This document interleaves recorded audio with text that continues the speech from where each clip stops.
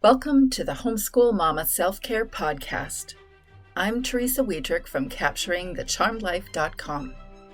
If you are a homeschool mama challenged by doubt, not sure you can do this homeschool thing, if you're a homeschool mama challenged by overwhelm, there are just too many things to do, or if you are a homeschool mama unsure that the way you're showing up in your homeschool isn't the way you want to be showing up in your homeschool, then this is the podcast for you. I'm here to encourage you in your homeschool journey to help you strategize ways to turn your homeschool challenges into your homeschool charms. So welcome, Homeschool Mama. Today, I'm going to do something a little different. If you and I haven't met and you haven't heard my homeschool story, or you're only learning a little bit about me tangentially through the interview discussions that I have with my guests, then I'm going to let you peek into my world in a unique way. And this is how I'm going to do it. Over this past year, I have had 10 top posts on my website, Capturing the Charmed Life, and I find them very interesting that they are the top 10. I think it speaks a little bit about what people want to learn from me and also what they might seem as most valuable in their world. Of course, we're all different, so we're not necessarily all going to identify with these top 10 posts, but I thought I'd share a little bit about me with you so we can get to know each other a bit better. Of course, this is a two-way conversation, and I would love to hear a little bit more about you, so you can head over to my website, to the show notes page for this podcast episode, and share in the SpeakPipe app a little bit about your homeschool story. But if you don't feel comfortable leaving a voice message, you're also welcome to send me a message in all the conventional ways: Facebook, Instagram, my email, my website. Probably going to my website would be the easiest way to contact me. So, what were the most read posts of 2021? Even I want to know. Drum roll, please.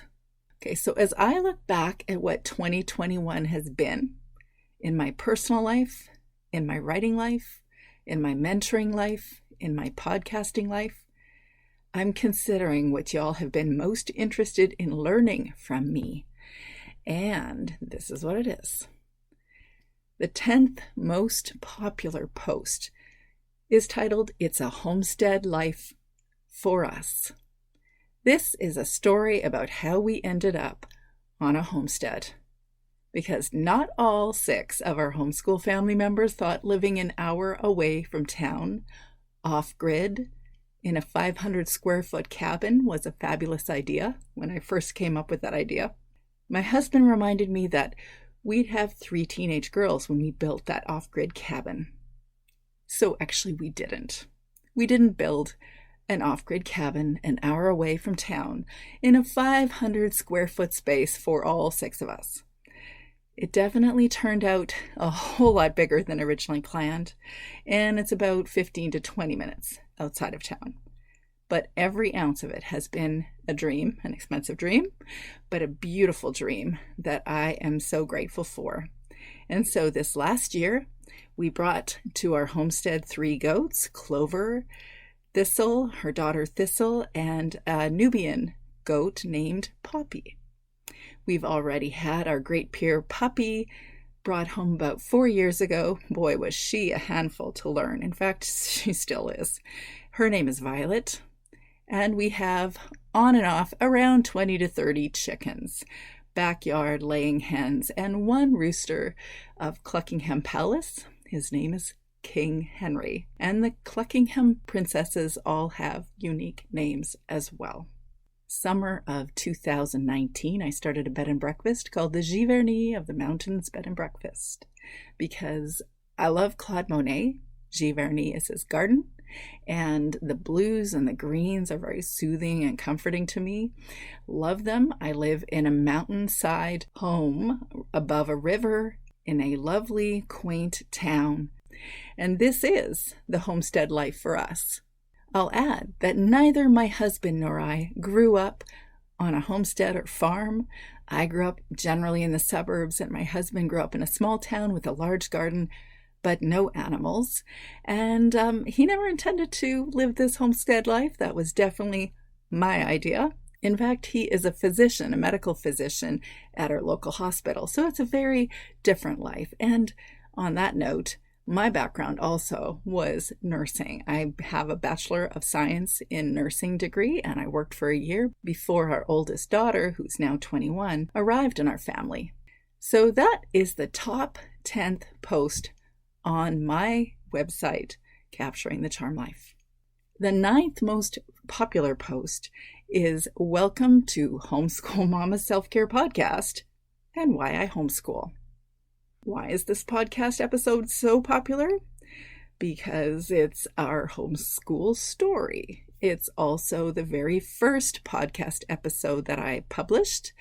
It's why I came to homeschool, and it was definitely a kind of funny reason why we came to homeschool. It was most definitely unexpected. The 8th most popular post was teaching literary devices to homeschool high school students using pop culture references. If you're not clear what a literary device is, I encourage you to go check that one out, because I put that together for my high school daughter to reintroduce her to these literary devices, and I wanted her to enjoy it. And she's not a conventional learner who wants to sit down with a textbook and just read through things. She doesn't really like listening to lectures and have someone telling her how to engage something. So I was trying to find clever ways for her to come to understand what a literary device even was. So using pop culture references like Taylor Swift and Disney movies and all sorts of things you could find off the YouTube. Did I just say find off the YouTube?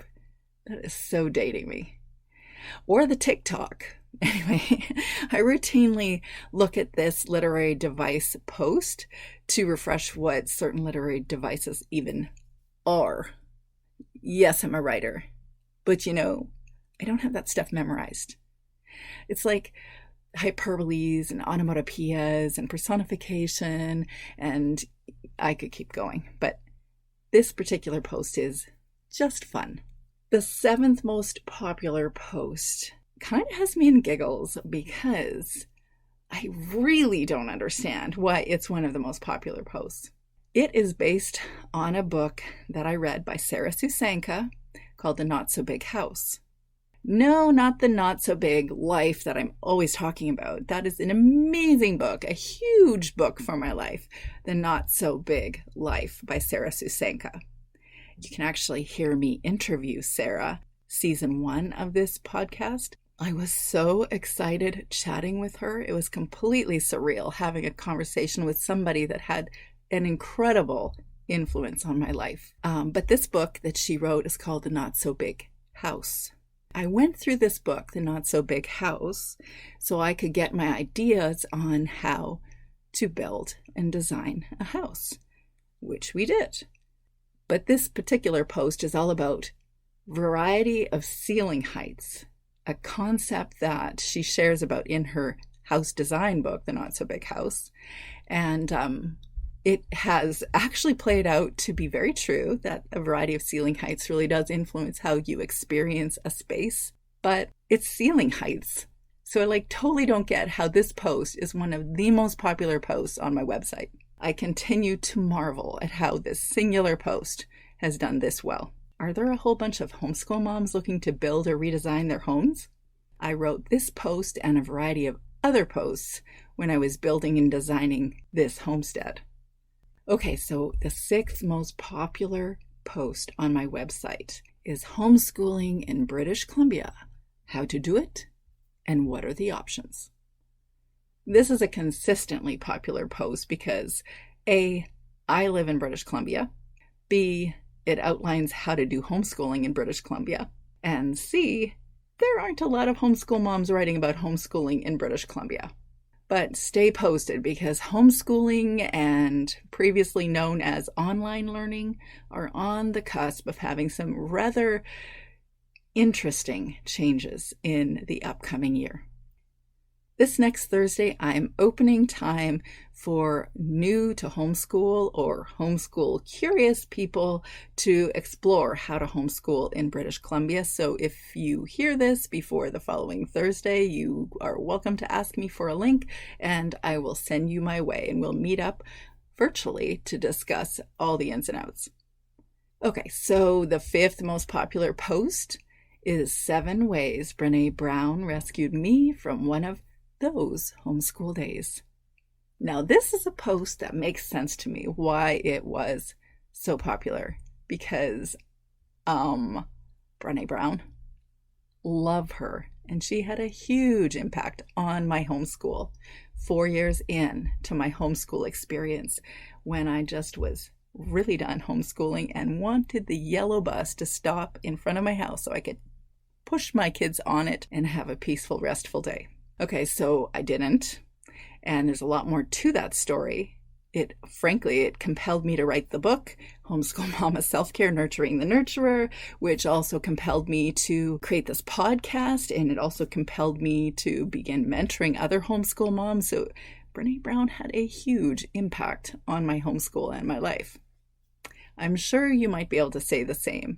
The authors that influence how I show up on purpose in my homeschool are the same authors that can help you show up on purpose in your homeschool. Brené Brown easily influences our homeschool, as all of her life lessons are translatable somehow. If you want to learn how other authors influence our homeschools and help us show up on purpose in our homeschools, you can join us at the Homeschool Mama Book Club every month. This month, January 20th, we're going to be talking about the book by Gretchen Rubin, a New York Times bestselling book called The Happiness Project. This one is going to be so much fun. The fourth post, most popular this year, is called How to Survive the Pandemic When You Homeschool. Am I surprised? Not at all. Not at all. We have still yet to decide whether we have survived the pandemic when we homeschool. But with a title like that, you will understand why this post is so popular. But when you hear the 2 ladies that I'm interviewing, Angela and Maren from Homeschool Unrefined podcast, you're also going to scooch over onto their podcast and subscribe to them, because they are so much fun to listen to. Just this last week, I published a post called 14 Powerful Approaches to Overcoming Overwhelm in Your Homeschool Through a Pandemic. Because even before a pandemic, homeschool moms were overwhelmed, but we have a few more reasons these days. So if you're interested, I've also got that on the website. The third most popular post was Raising Critical Thinkers, A Parent's Guide to Raising Wise Kids with Julie Bogart. Are you surprised? I don't think so.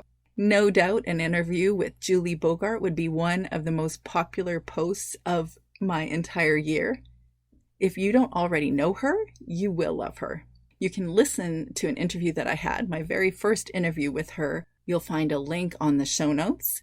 And if you do already know her, you'll be introduced to not just Julie Bogart, the homeschool mom, not Julie Bogart, the brave learner, not Julie Bogart, the kids homeschool writing instructor, but you'll be introduced to Professor Julie and learn why this woman is a thought leader in our homeschool community.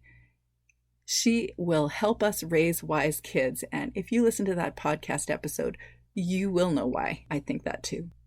The second most popular post of this year is all the Homeschool Mama resources for you.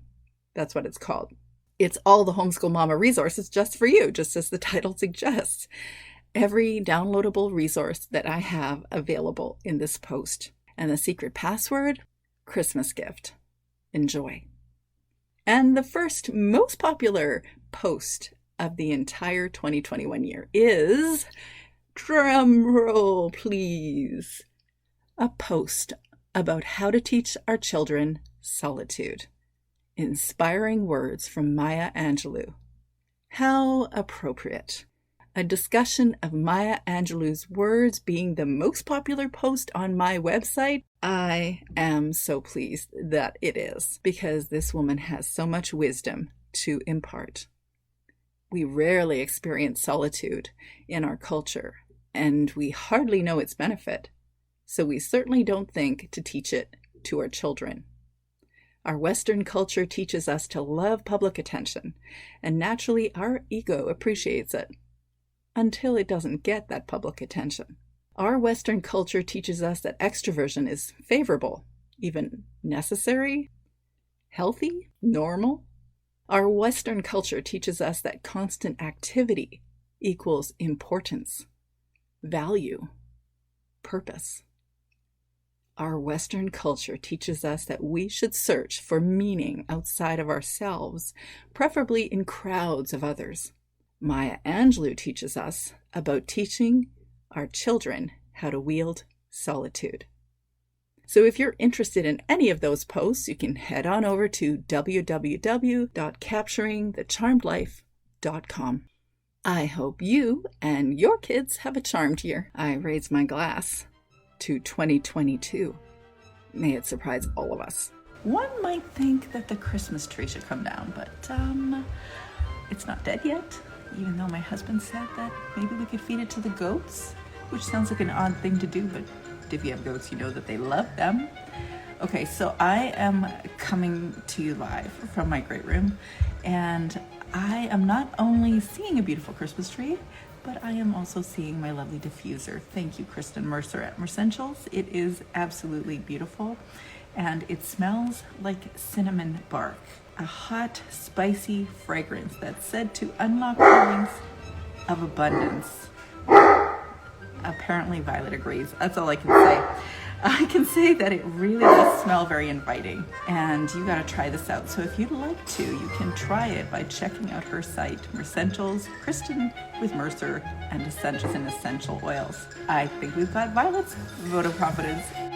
Until next time, I hope you and your kids have a charmed week, or if you're having one of those weeks, I hope you can reframe your challenges and turn them into your homeschool charms.